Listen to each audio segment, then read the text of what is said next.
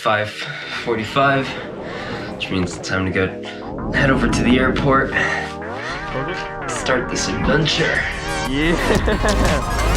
Can't just let your dreams be dreams, baby. Bye.